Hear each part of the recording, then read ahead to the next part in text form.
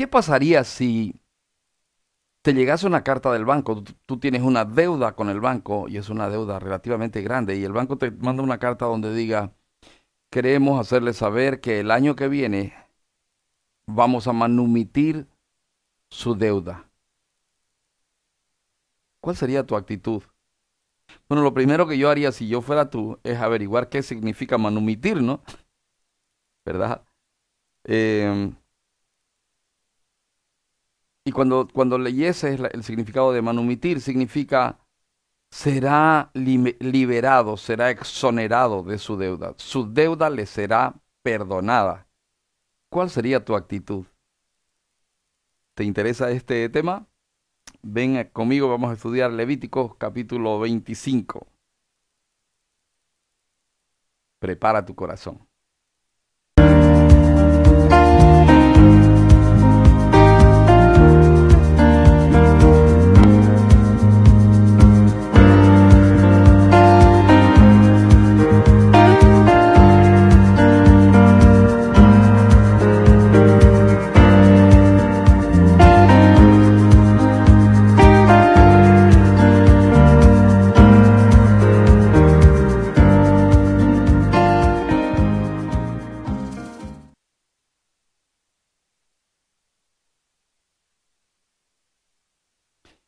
Amén, amados. Vamos a orar. Padre, en el nombre del Señor Jesucristo, encomendamos este tiempo en tus manos y te pedimos que te glorifiques en lo que vamos a hablar. Señor, que a medida que nuestro corazón vaya entendiendo tu palabra, a medida que nuestro corazón vaya, Señor, caminando en tu verdad, Señor, vayamos encontrando paz. Vayamos encontrando, Señor, tranquilidad. Vayamos encontrando, mi Dios, tiempo de refrigerio para nuestros huesos. Mi Padre, encomiendo este tiempo en tus manos. Te pido, Señor, que no permitas que para nada nos equivoquemos, no permitas que para nada, Señor, digamos ninguna cosa que sea contraria a tu verdad. Señor, te suplicamos que nos ayudes en el nombre precioso del Señor Jesucristo. Amén y amén. Mis hermanos, fíjense que nos toca estudiar el capítulo 25 de Levítico y es precioso ver cómo Dios nunca dijo que habría la imposibilidad de que usted y yo no tengamos tiempos de necesidad o de que su pueblo no tenga tiempos de necesidad. De hecho, Dios daba por hecho, perdonen mi pobreza de lenguaje, de que habrían personas que caerían en tiempos de dificultad económica. Habrían personas que caerían en tiempos de necesidad. Era parte de la disciplina que Dios tenía para con su pueblo. Era parte del trato que Dios tenía con su pueblo. Dios, conocedor de los corazones, sabía que tiempos de ese tipo iban a ser necesarios.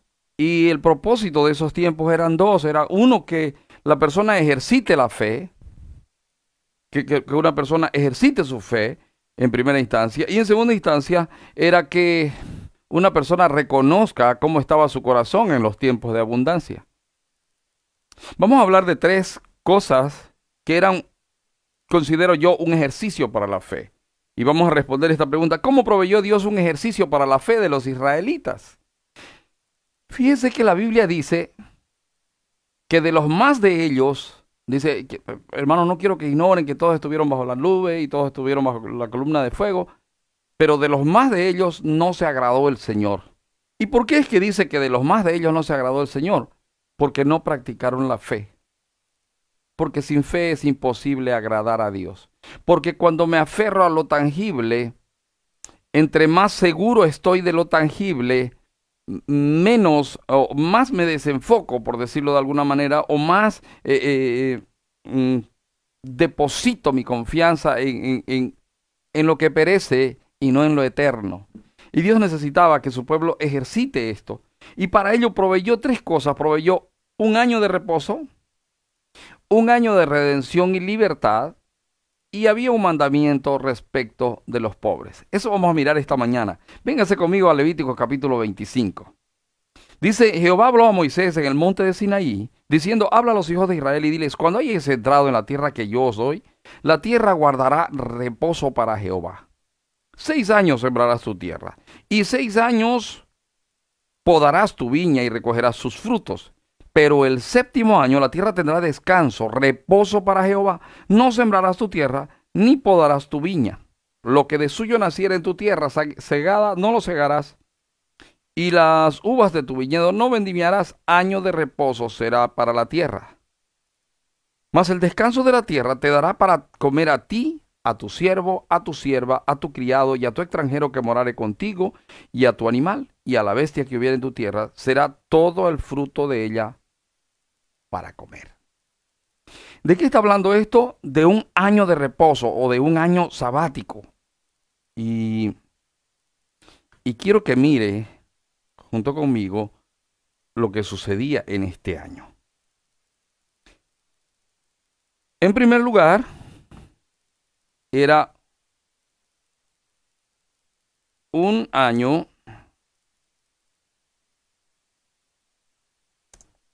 para descansar. ¿Quiénes descansaban?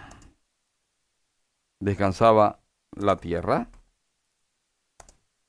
el dueño de la tierra,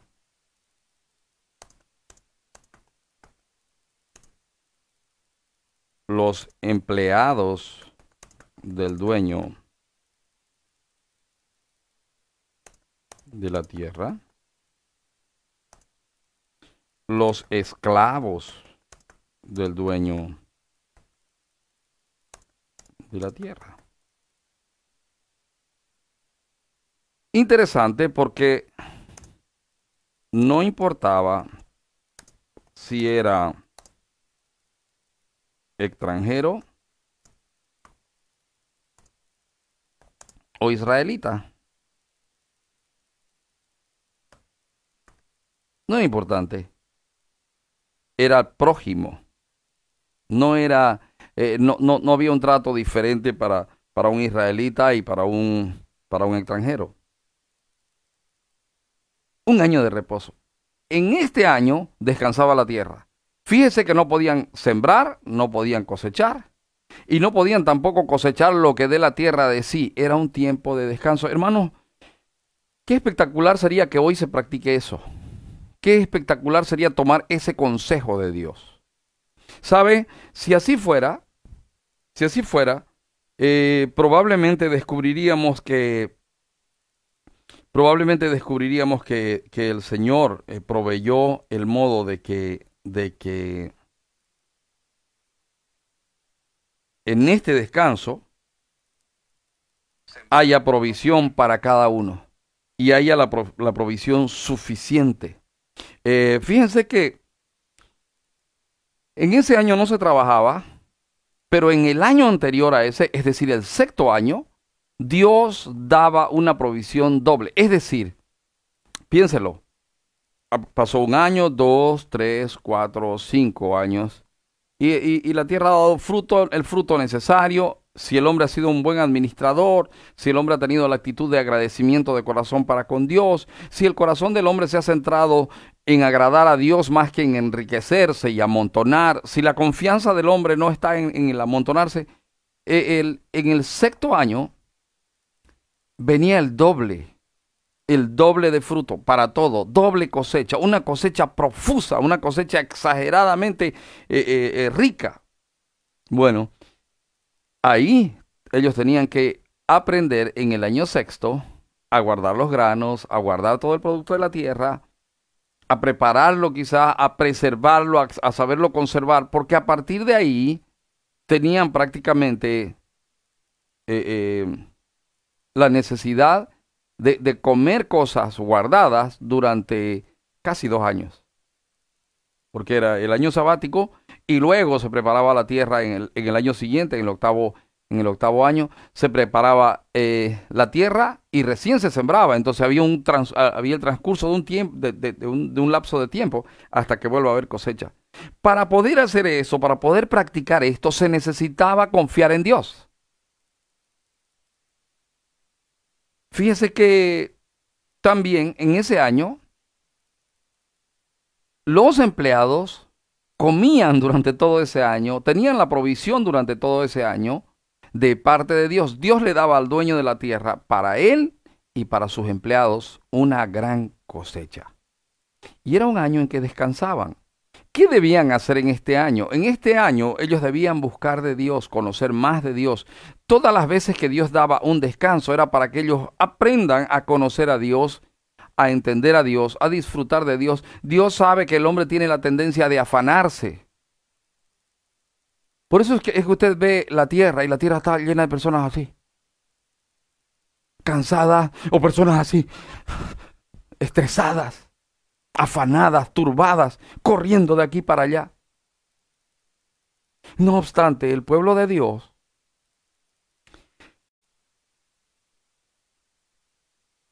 en ese tiempo de ejercitar la fe, ellos necesitaban buscar el rostro de Dios, llenarse de Dios, conocer a Dios. Fíjate, el terrateniente podría agradecer a Dios diciendo: Señor, gracias, me diste lo suficiente.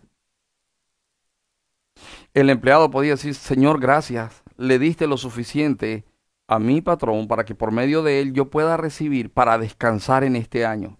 Era un año de cuidar la familia, era un año de estar con la familia, era un año de instruir a los hijos en la disciplina y amonestación del Señor, era un año en que el papá enseñaba respecto de Dios a los hijos. Bueno, debía enseñar respecto de Dios a los hijos. Era un año en que el esclavo decía: gracias, Señor, aunque soy esclavo, este año no voy a trabajar, entonces puedo cuidar a mi familia, entonces puedo instruir a mi familia, les voy a hablar acerca de este Dios de los israelitas, si fuera extranjero, por ejemplo, de este Dios de los israelitas, que piensa en el pobre, en el huérfano, en la viuda, en el extranjero, que piensa en que el hombre necesita reposar, que sabe que hay cansancio y fatiga en esta tierra, y el Dios de los israelitas hace provisión para esto.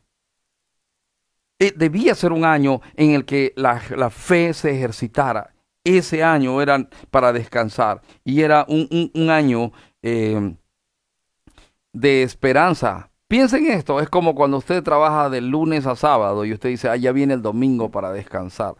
Qué lindo, ya viene el domingo para descansar, ¿verdad? Era exactamente lo mismo.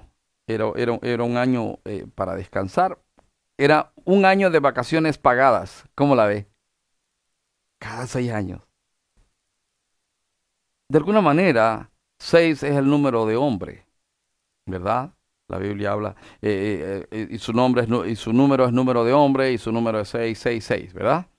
Eso usted ha debido escuchar respecto de Apocalipsis. Bueno, 6 es el número de hombre, pero 7 es el número de la perfección de Dios. Es decir, esto apuntaba a que: señores, ustedes quieren descansar, el descanso está en mí. Háganlo a mi manera y les va a ir bien. Háganlo a mi manera y les aseguro que la cosecha va a ser buenísima. Yo les voy a proveer todo lo que necesiten y van a ustedes poder descansar. Así que había un año de reposo. Y este era un año en que en que la persona aprendía a confiar en Dios y aprendía a descansar en Dios. Voy a poner aquí: todo habitante israelita, no, todo habitante de Israel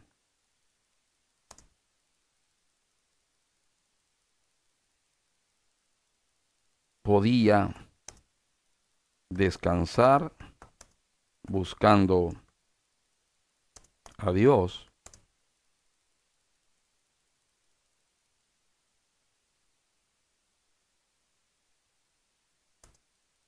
durante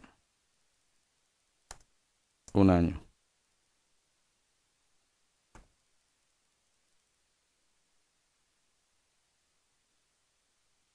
Y usted dirá: pastor, pero un año es harto tiempo, pastor. Un año es una barbaridad de tiempo. Sí, un año es harto tiempo cuando lo ocupo mal, cuando lo utilizo mal, cuando me dedico al ocio. Pero si me dedico a buscar a Dios, ese año se pasará rápido. Usted fíjese que llevamos casi 6 meses encerrados, ¿verdad? 6 meses de este año 2020. Usted ha tenido obligatoriamente que dormir aunque no quiera. Sí, es verdad, nos hemos estresado por causa de estar encerrados, porque tenemos la costumbre de estar de aquí para allá, afanados y turbados, porque nuestra ansiedad y nuestro afán lo canalizamos en afanarnos y turbarnos y en correr de aquí para allá. Pero piénselo, si en todo este tiempo, ¿le faltó comida? ¿Pasó necesidad usted? ¿Cuánto tiempo pasó hambre? ¿Pasó hambre? ¿No? ¿Y cómo hizo para comer? Dios le proveyó, ¿verdad? Dios le proveyó. Si lo hizo durante 6 meses, ¿no podría hacerlo durante todo el año? Claro que sí.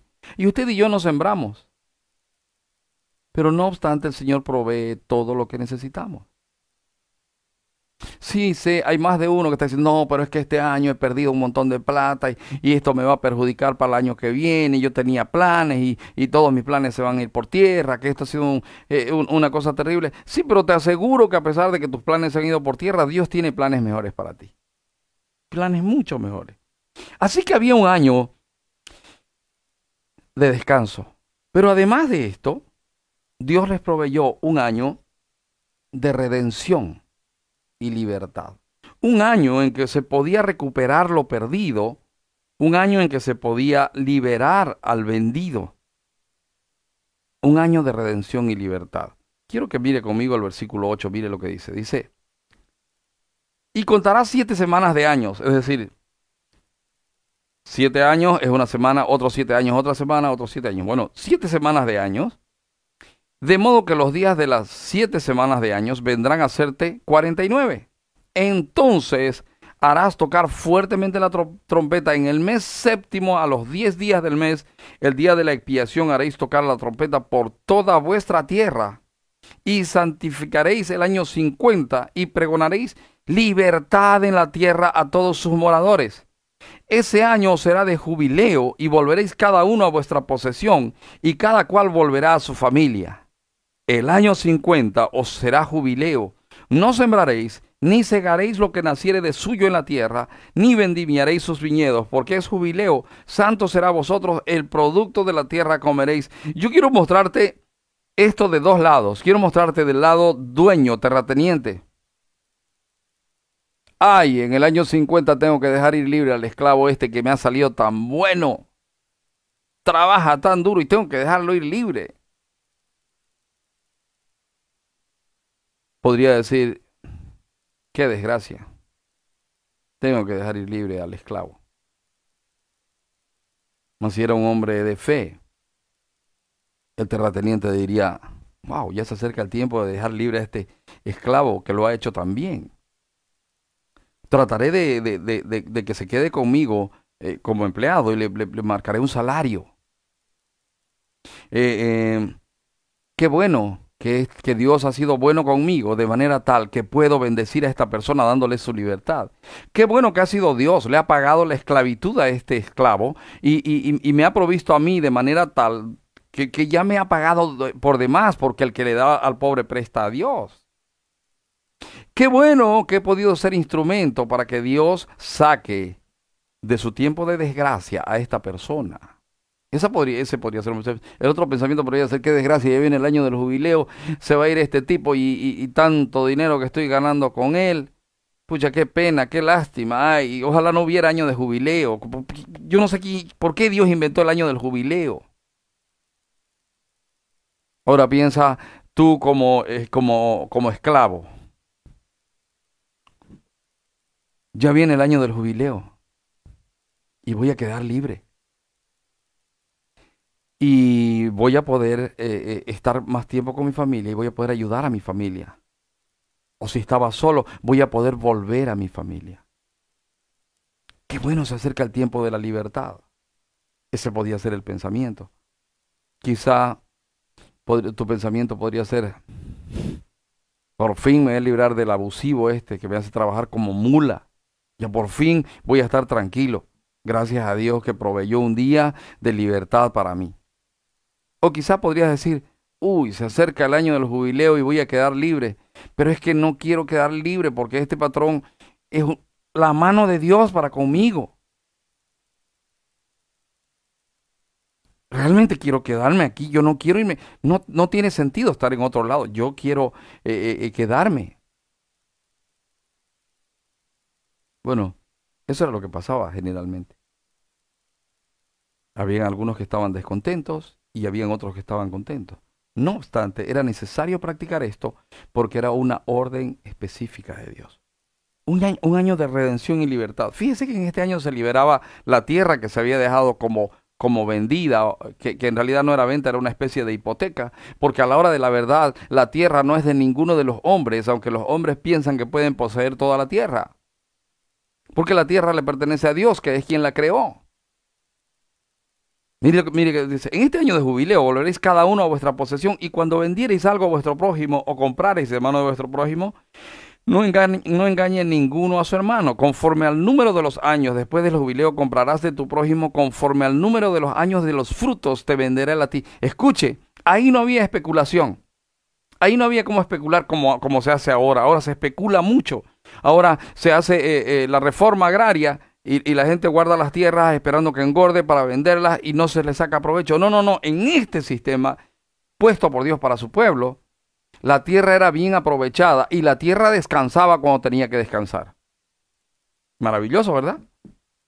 Maravilloso. Ahí ya no había especulación. Ahí no había manera de especular.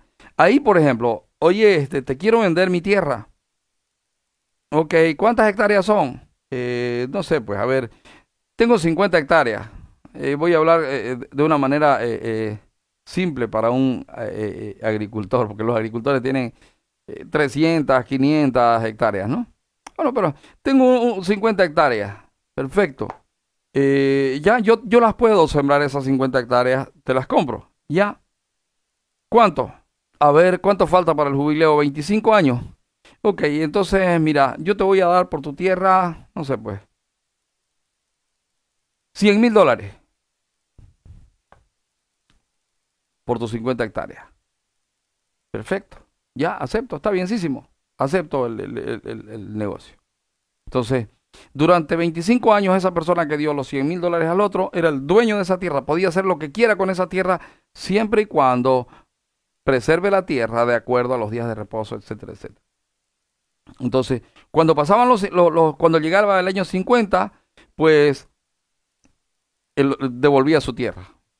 Llegó el año del jubileo, vení, te devuelvo tu tierra.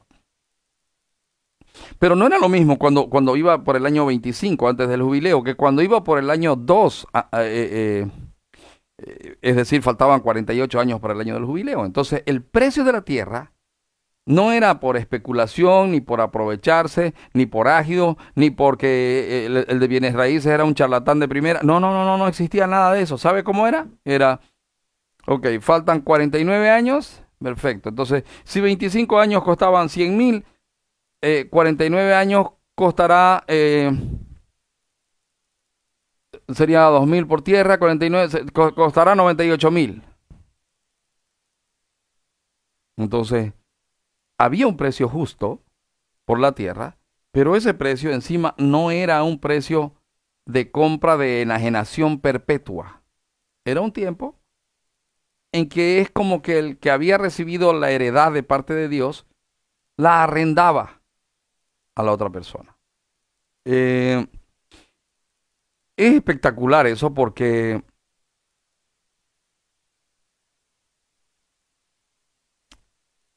siempre era un tiempo de libertad y de nuevas oportunidades. Era un año de recomienzo. El año del jubileo era un año de recomienzo. Voy a poner aquí un año de redención y libertad. En el año del jubileo se liberaban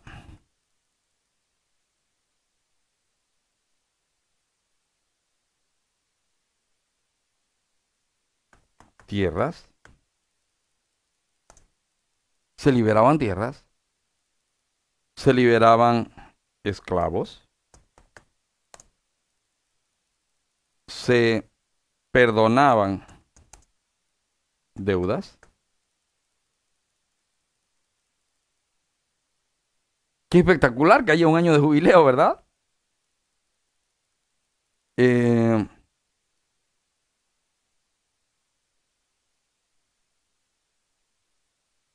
Se liberaban tierras, en ese año se liberaban tierras, en ese año se liberaban esclavos, en ese año se perdonaban deudas, toda opresión de deuda era liberada en ese año. ¿Qué más? Fíjense lo glorioso de esto. Yo me imagino la gente esperando que llegue el año del jubileo, ¿verdad? El avaro se amargaba, oh, ya viene el año del jubileo, hay que devolver lo que no es nuestro. Lindo, ¿sabe por qué? Porque esto ayudaba a que no haya el de apropiarme, el de que la persona, no, es que yo quiero tener toda la tierra del mundo, voy a comprar más y más y más, yo quiero ser más rico y tener mucho y guardar. No había opción de eso. Especulación y agio eran controlados a través de esta situación. Dios es sabio, hermano, Dios es sabio. Dios conoce a los hombres, Dios sabe cómo es.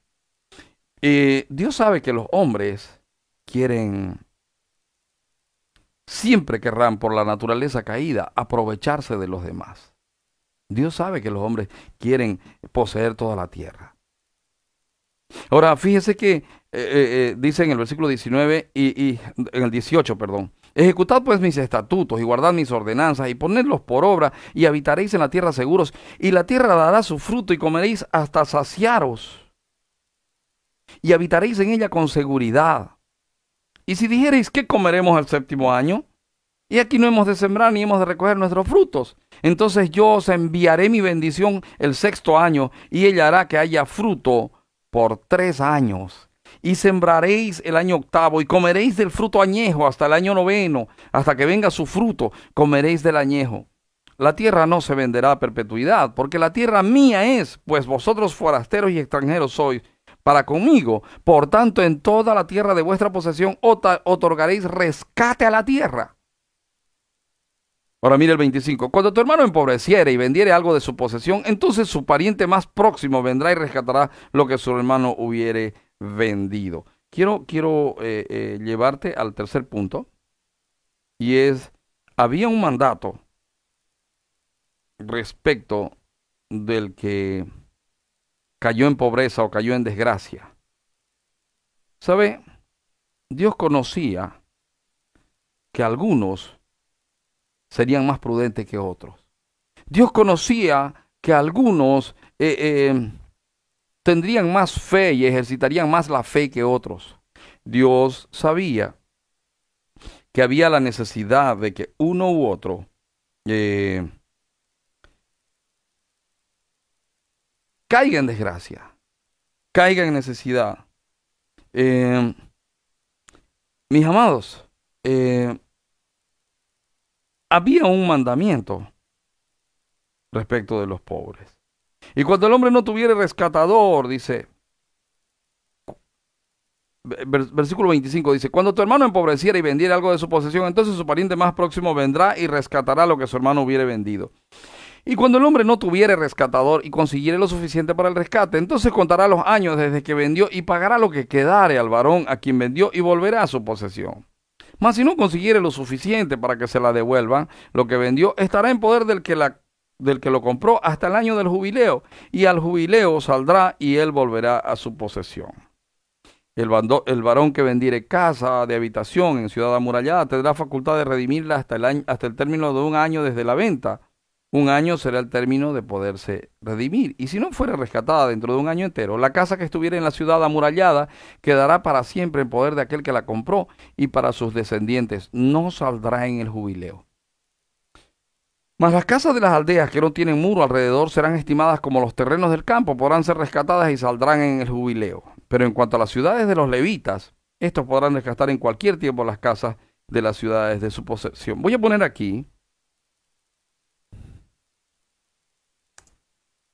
se les dará posibilidad de redención de rescate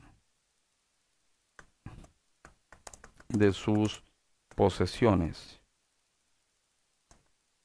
Se les dará posibilidad de rescate de sus posesiones. Perdón, aquí hay algo que no está bien. Ahí está. Se le dará posibilidad de rescate de sus posesiones. ¿Quiénes podían rescatar? Ellos mismos, un pariente cercano,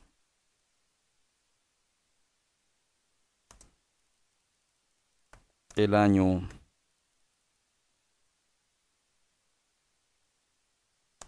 del jubileo. Podrían rescatar ellos mismos, si tuvieran la posibilidad, si lograran solucionar su problema económico, podrían rescatar ellos su pertenencia. Podría un pariente cercano venir y decir, bueno, yo te presto, yo rescato. O también rescataba por ellos y para ellos el año del jubileo. Era como un regalo de Dios, decir, bueno, no has conseguido hacerlo, perfecto, ahora empezá a hacerlo a mi manera. Te liberto la tierra, te la devuelvo, te la doy. Y, por cierto, al dártela aquel que te la compró, al devolverte tu tierra por mandato mío, no me está haciendo ningún favor a mí ni a vos, porque yo le estoy pagando. El que da al pobre presta a Dios, ¿se acuerda? Entonces, Dios se encargaba de devolverles. ¿Cómo les devolvía? Multiplicándole la cosecha, multiplicándole la cantidad de fruto cosechado. Es decir, que la persona que liberaba aquello que había recibido, no era porque, ay, que soy bueno, no, era porque Dios le estaba devolviendo, Dios le estaba proveyendo. Entonces, había un mandamiento respecto de los pobres. Hay posibilidad de rescate de sus posiciones. La van a rescatar ellos mismos, o un pariente, o en el año del jubileo. Otro asunto. Dice, y el que comprare de los levitas saldrá de la casa vendida de la ciudad, o de la ciudad de su posesión en el jubileo, por cuanto las casas de las ciudades de los levitas son la posesión de ellos entre los hijos de Israel, mas la tierra del ejido de sus ciudades no se venderá, porque es perpetua posesión de ellos. Y cuando tu hermano empobreciere y se acogiere a ti, tú lo ampararás como forastero y extranjero vivirá contigo. No tomarás de él usura ni ganancia. Otro mandamiento respecto de los pobres. No se les impondrá intereses al prestarles dinero. Wow. Es decir, si mi hermano viene y me pide prestado, le tengo que prestar y no cobrarle intereses, correcto. Y hay mucha gente que dice, no, por ahí dice usura, es cuando uno cobra más del 3%. No, hay otra parte que dice, oye, ¿saben? Estoy molesto con ustedes porque ustedes a su hermano le han prestado, han dado su dinero por intereses y no estoy contento con ustedes.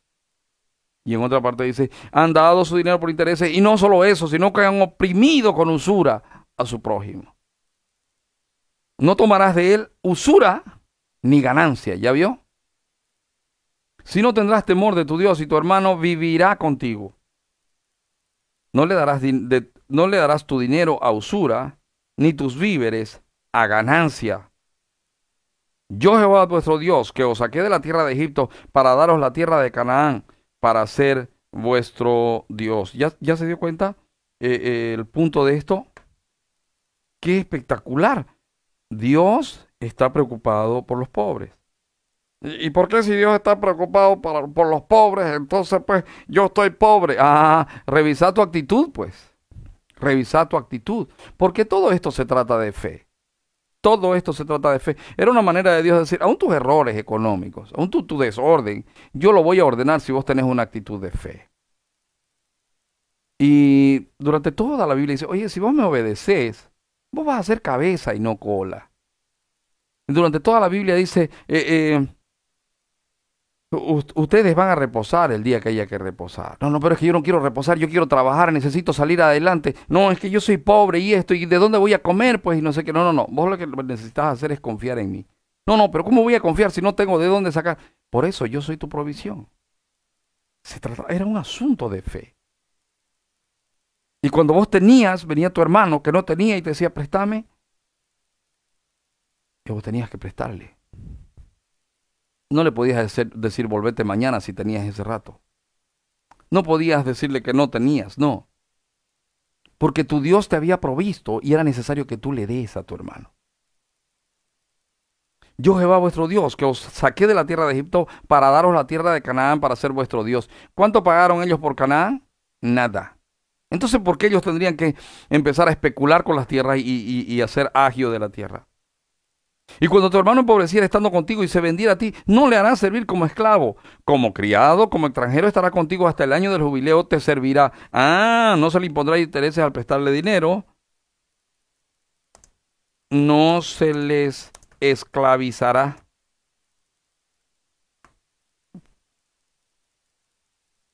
Es decir, se vendió a mí como si fuera esclavo, pero para mí es como si fuera mi empleado.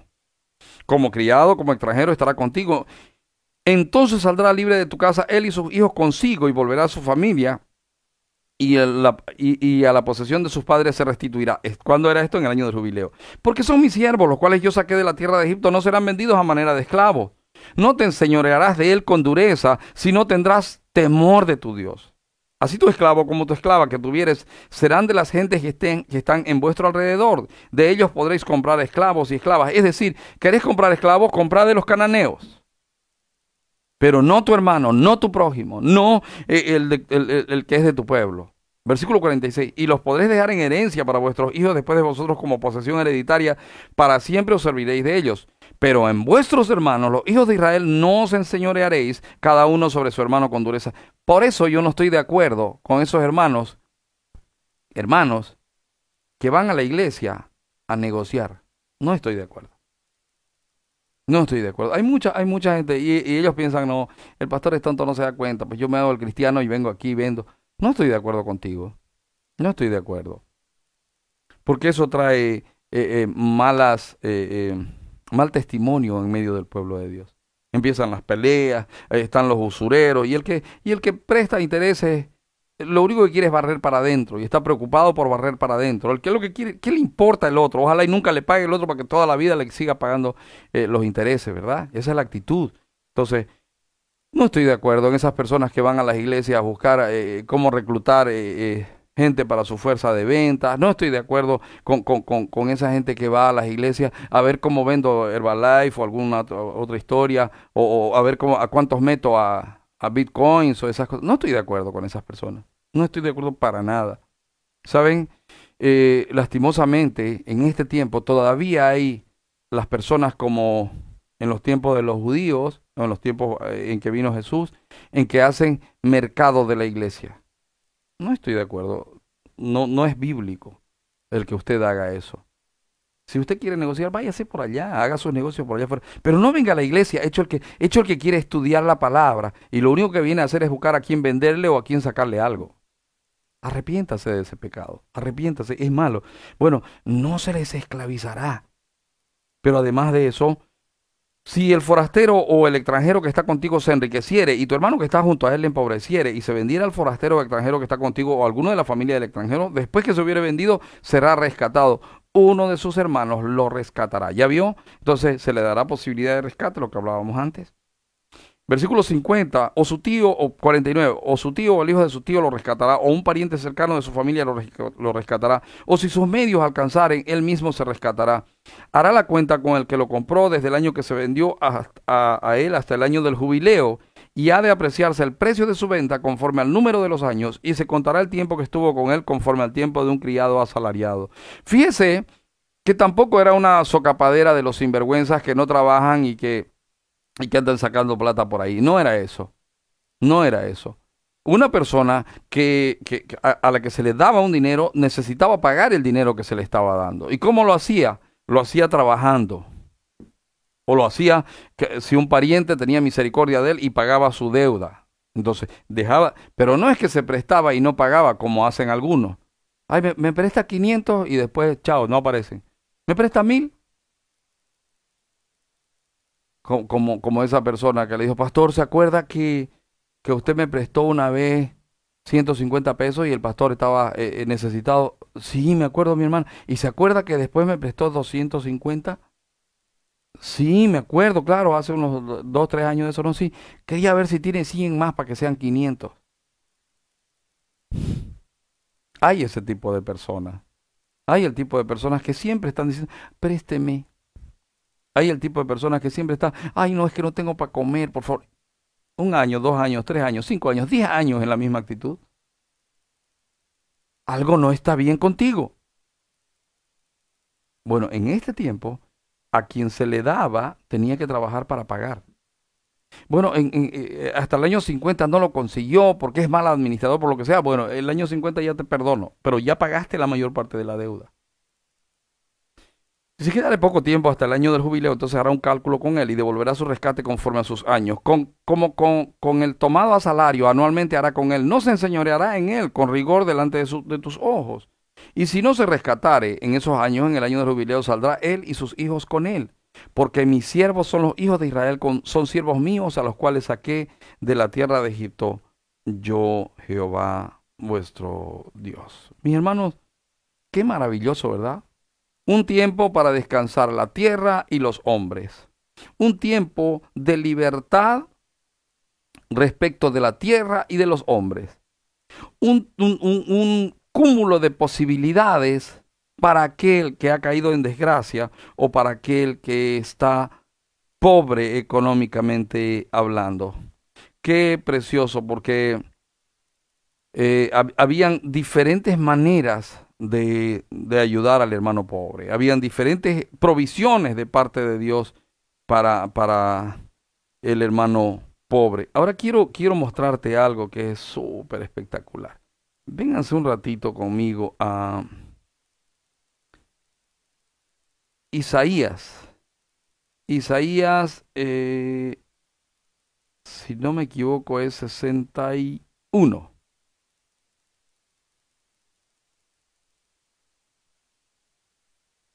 Y se te va a hacer conocido este versículo. Dice, el Espíritu de Jehová el Señor está sobre mí, porque me ungió Jehová, me ha enviado a predicar. El Espíritu de Jehová el Señor está sobre mí, porque me ha enviado a predicar buenas nuevas a los abatidos, a vendar a los quebrantados de corazón, a publicar libertad a los cautivos y a los presos, apertura de la cárcel, a proclamar el año de la buena voluntad de Jehová. Hasta ahí.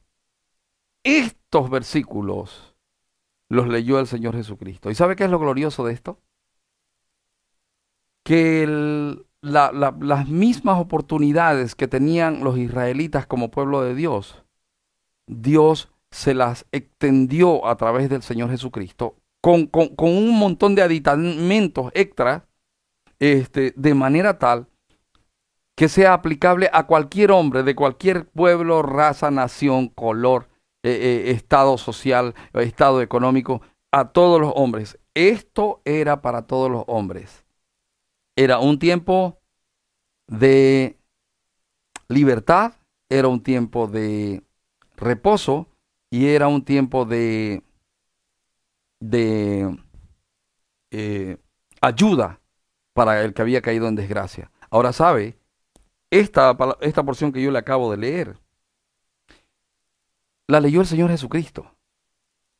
La leyó el Señor Jesucristo había un asunto en el altar del templo, de la sinagoga, habían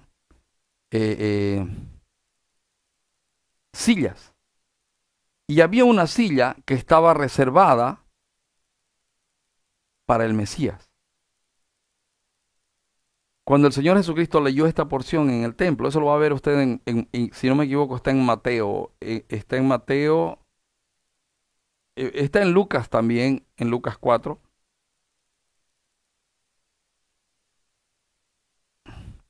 Se lo voy a leer. Dice, vino a Nazaret donde se había criado y en el día de reposo entró en la sinagoga conforme a su costumbre y se levantó a leer.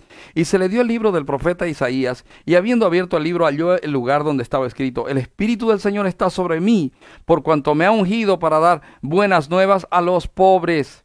Me ha enviado a sanar a los quebrantados de corazón, a pregonar libertad a los cautivos y vista a los ciegos, a poner en libertad a los oprimidos, a predicar el año agradable del Señor. Es interesante porque no leyó la última porción de ese versículo.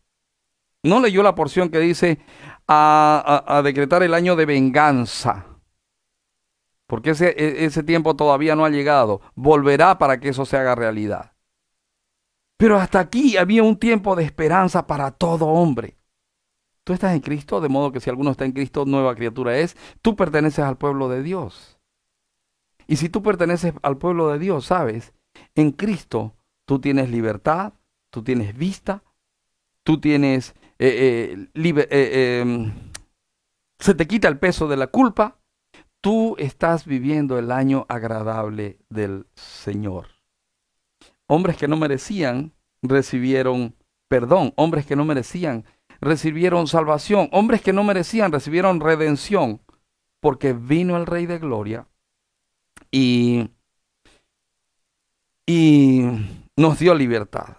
Él en el versículo 21 dice, y comenzó a decirles, hoy se ha cumplido esta escritura. Esta misma porción está en Mateo. Aconteció que cuando terminó Jesús estas parábolas, en Mateo 13:53, dice...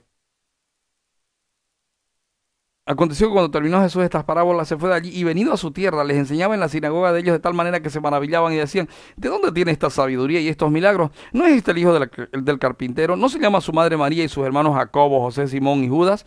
¿No están todas sus hermanas con nosotros?